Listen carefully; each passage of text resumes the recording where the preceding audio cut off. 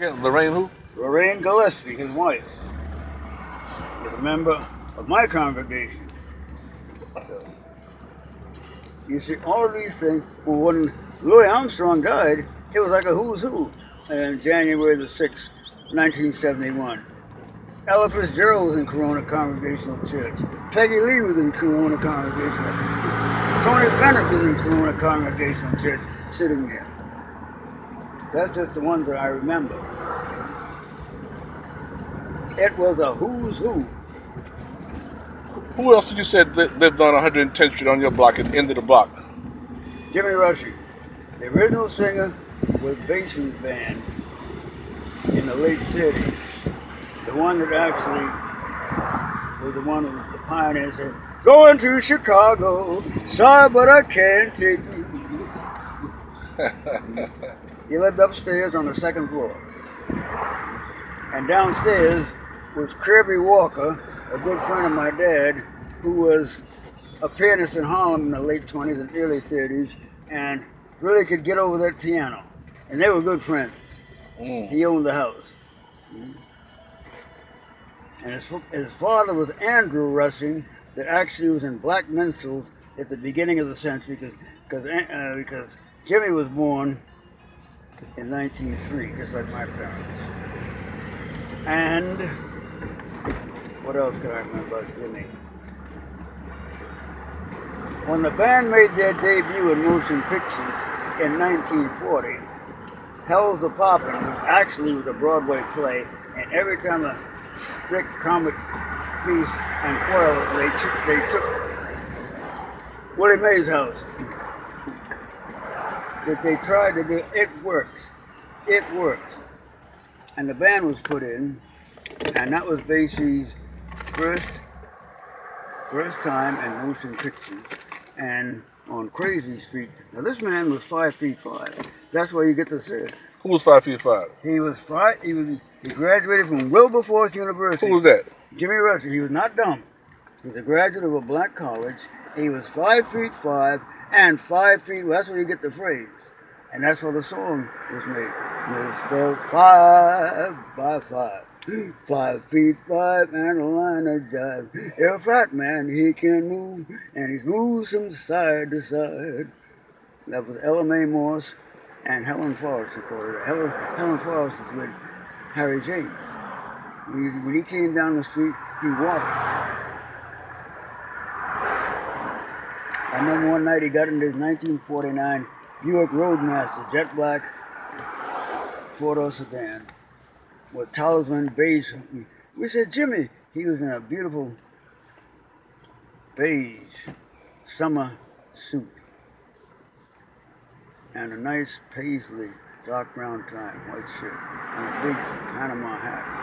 And we said, Jimmy, where are you going? He said, I'm going to WNEW because Martin Block wants to interview me on there. Well, Martin Block was the dean of DJs from 1935 on any radio station here in New York.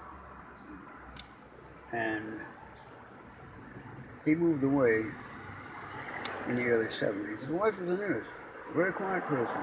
She knew nothing about show business. And he was like that. He was just a nice, quiet man. They were all quiet. They were never the type that, I am somebody. Right. They were just your next door neighbor. That's all. You autographs. But now you're thinking, you know how much these autographs would be if you had them the day to sell them? Well, that shows you exactly on one block what you had.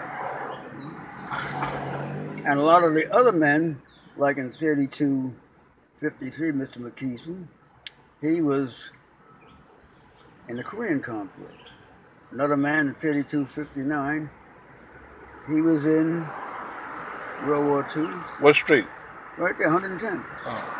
But it was the segregated services. Before 9981, to desegregate the armed services.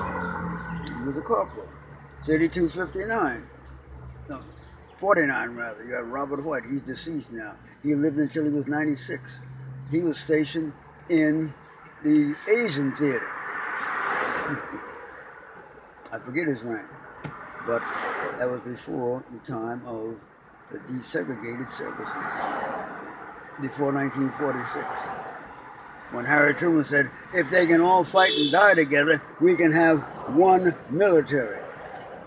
And 47, that's when the U.S. Air Force was devised. It was not in place during World War II. It was the Army Air Corps. So that's the cultural history you have on one block. Not just me. Like I said, it is not just me. It is with many people. And what is your full name? Lyman Butler Donaldson Jr. Lyman Butler Sr. was my dad's name. How he got that name? And Butler Street, see, it's a play on words.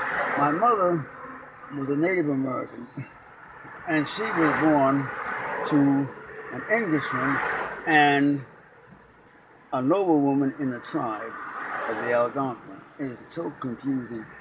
And they lived in New Haven, not that far from Yale University.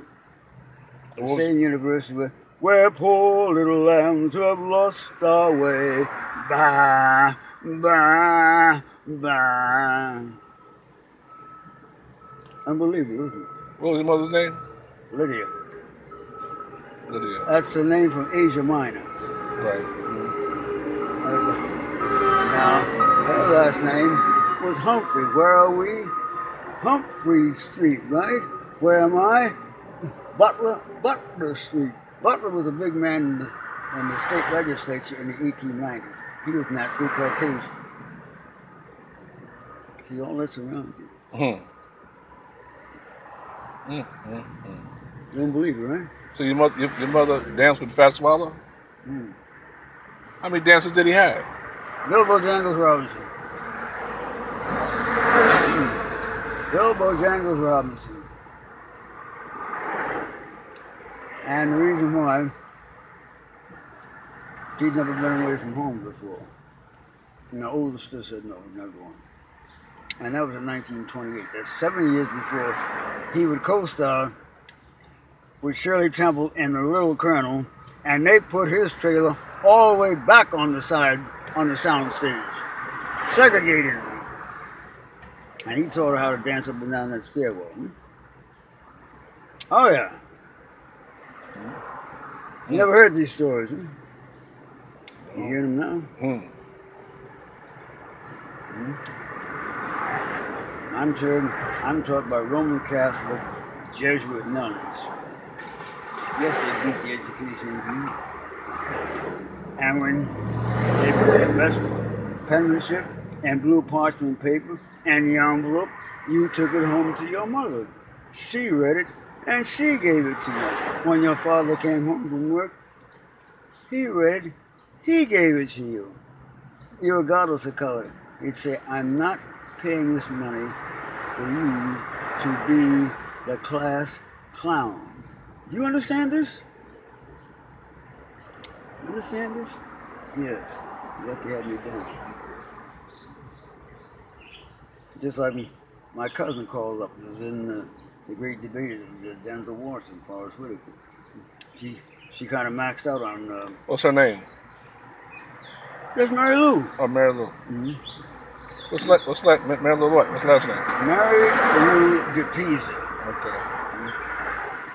But her actual name, her maiden name, was Mary Lou Williams, just like the great African-American jazz pianist, a female, that my father knew. Mary Lou Williams, you can look it up. In 1910 to 1981. She was an arranger, too. One of the few females that actually could write with the boys. And what movie was she in? What play? She was in The Great Debaters with Forrest Whitaker and Denzel Washington. She was the girl in the balcony that when they got the answers correct, because they were up against Harvard University, a small town called Wiley College in Marshall, Texas. They never thought this African-American university could go head-to-head with Harvard, a blue blood college. They did go head-to-head. And a young James Farmer was the one basically had most of the right answers.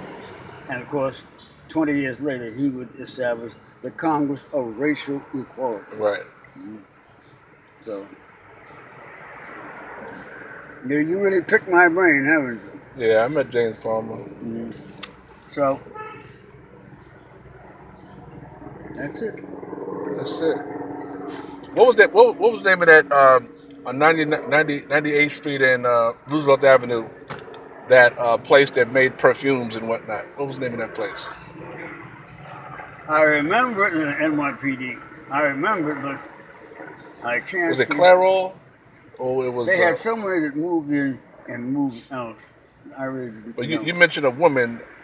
The original. You're talking about Josephine Esther Menzer, and she actually founded Estee Lauder.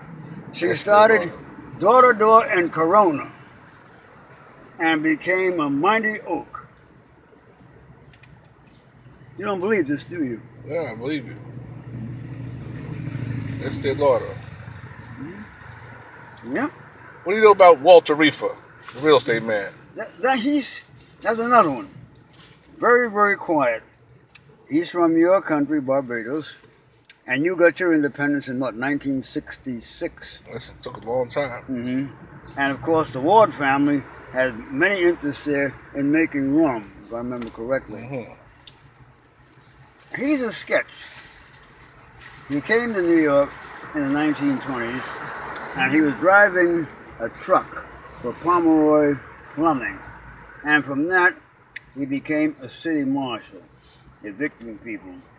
And from that, you get into the real estate industry. Remember, I'm very young, and I'm hearing what the older people are telling me. Remember, you're talking about people. Even to tell you what I'm telling you, I've got to bring it down 4 or 5 persons to remove and put the ethnic and the social and the economic possibilities into it. Other than that, it would make no sense. Make no sense at all. So, you mentioned something. Walter Reefer had a sign on a building in Northern Boulevard. 103-12. The building is still there. On the eastbound side, 2 buildings away from the corner where you turn into 104th Street. That was his office, and he drove Packards. What is a Packard? Packard would be equivalent to a Cadillac. By 1957, they were phased out, but he liked Packards. He preferred Packards over Cadillacs. And that was his. He even had a riding club here in East Elmhurst, where they went horseback. You see him actually wearing riding boots. So they had a horseback riding club here in East Elmhurst or Corona? Wherever it may be. Remember, you're talking about people, adults. Yeah, it's over there. It's right here. Don't you see it? And I got to break it down to make sense where it was. I don't know where it is. Or just like the Tiffany Glassworks family factory over on 43rd Avenue. What street? Between Junction and 108th Street. The building is still there. They use that for chicken market. They actually made the Tiffany glass windows, stained glass windows, that went in a lot of churches around the 5 boroughs. Now picture that. They were by horse and wagon on roads that basically could not take too much jarring and bumping around to get the window to the church. Now, Community Bound Street, Bound in Roosevelt Avenue in Flushing, those are the windows from the Glassworks factory in Corona.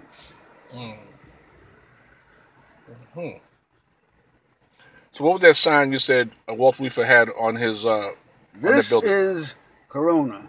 See Mr. Reefer. Well, he did that from Lawrence Halloran in Flushing. His was, this is Flushing. See Lawrence Halloran with real estate. So.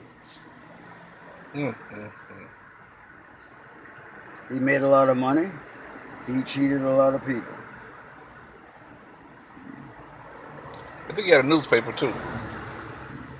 He cheated a lot of people. He was not that honest. Just like the house he sold my father 73 years ago. He didn't tell you you were below the sewer line and water would back up in the basement, which frequently did. And my mother had to try to deal with it until my father came home. And you couldn't run the water. Now they put in a new sewer system in 210. They ripped up the entire street. They put in these huge conduits. Yeah, my mother and father aren't alive to see it. So how would you like your mother and father to be remembered? Don Donaldson. And Lydia Donaldson? Yeah. Someone who were basically part of the community. The Corona community. As part of the Corona East Elmhurst. When it was all known as Corona. See, Corona went from Horace-Harding Expressway all the way north to Grand Central Parkway and all the way back east to 126th Street. That's how, because some of the deeds on these houses say Corona. It doesn't say East Elmhurst. In 1950, that's when too many people of color were getting in here. So that's when they decided to make the split. Everything east of Northern Boulevard between Junction and 126th Street would remain Corona. Everything from 114th over to the airport would become a new community, which is northwest of Elmhurst. It would be East Elmhurst. See the politicians? Oh yeah. What about your parents? They must have been here for some time. Well, my parents came here in 1950, I think 51, Corona. All right, well, they had a chance to see a good deal. Yeah, my dad. They had a chance to see a good deal at that time, when you had Jewish, Italian, Polish, Irish retailers on Northern Boulevard on both sides, and African American between Junction and 112th Place. Yeah, it was just normal. No problem. When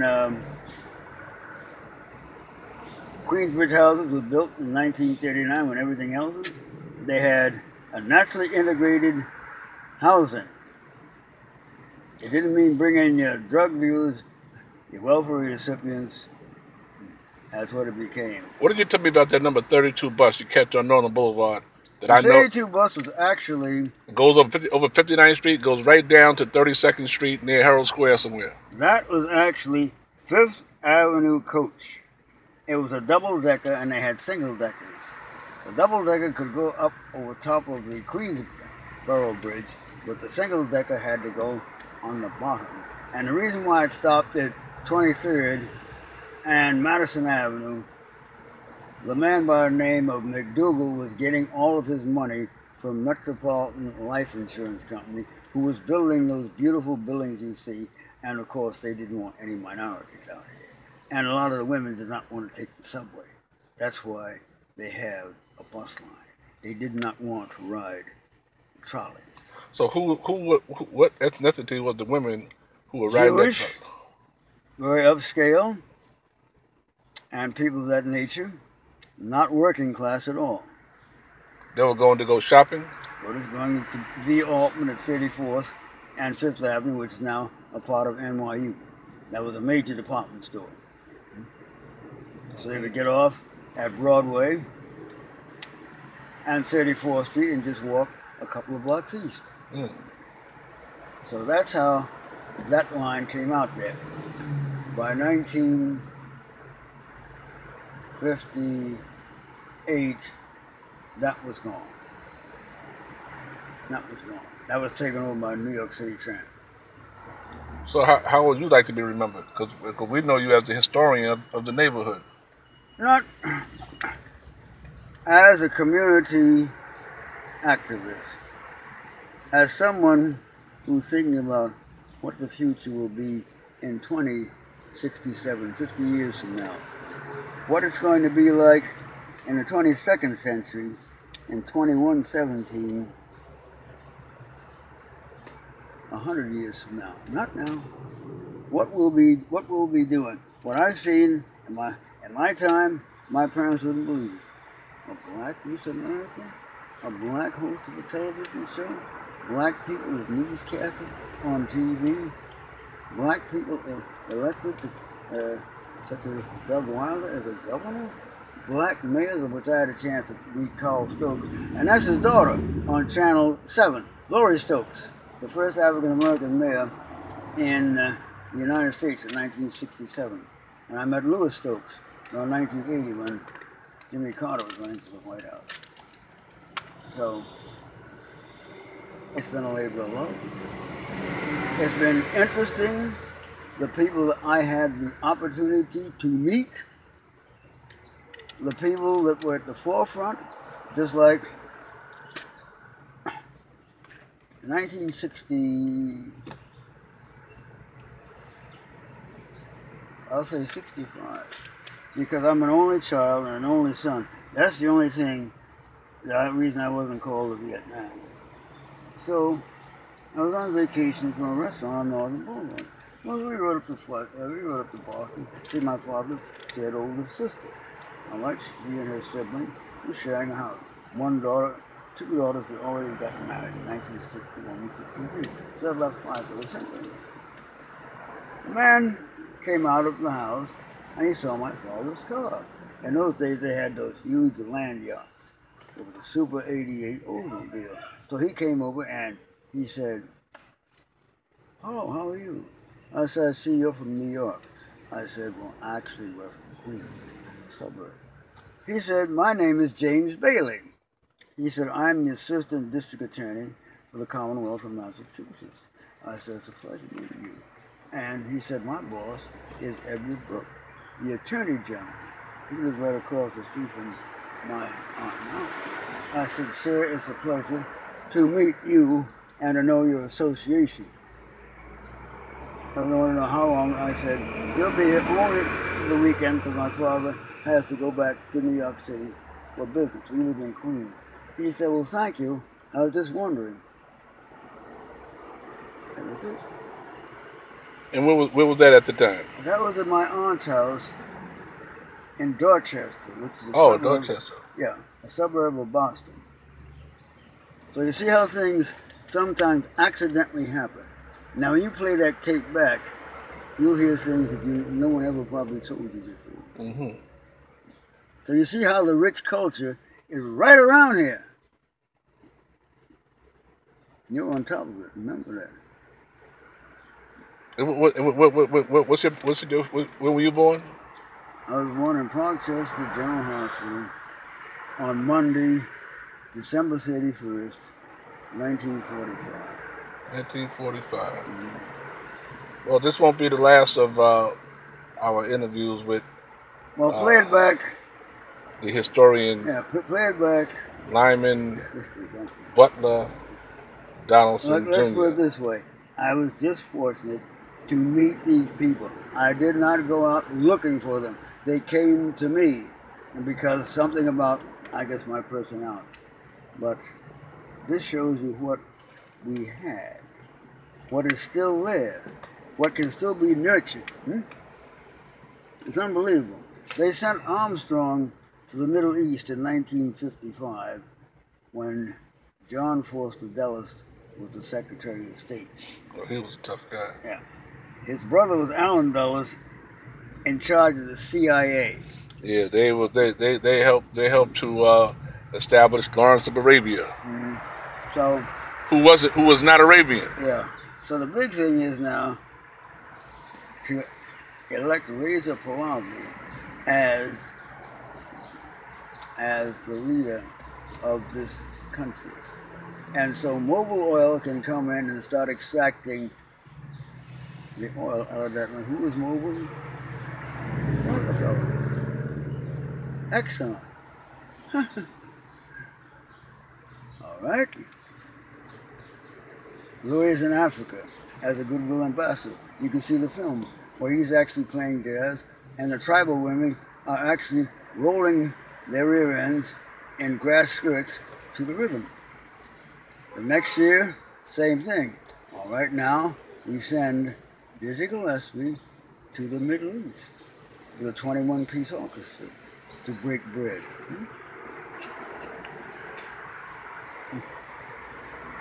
And he was on person to person with Edward R. Murrow when he came back. When Edward R. Murrow would interview people from their homes on Friday night. They would have the cameras, the microphones, and the electronic equipment in their homes where he could actually sit there in his chair smoking a cigarette, and he'd say, I remember him, he'd say, well, Dizzy, I remember, or I recall, you have a world famous neighbor right around the corner. He said, yes, Ed, that's Louis Armstrong. Well, Armstrong wasn't home at the time. But that shows you the camaraderie of what took place. You go into the Museum of Broadcasting, you'll probably find that tape. Right. You'll probably find that tape. Okay, we're going to wrap it up for now. Thank you very much. Well, let's put it this way. Now you have something really to shoot for. Okay? Yes. They wouldn't believe it. They feel, what? What? Thank you very much. Lyman Thank you. Butler Donaldson, Jr. Thank you. We're interviewing him over here on Ditmars Boulevard between 29th Avenue. 29th Avenue and 20th Avenue, in front of this house that I don't know what happened to this house, but it's been there for a long time. Just like my neighbor. I'm taking the house. I'm going to run up all the taxes,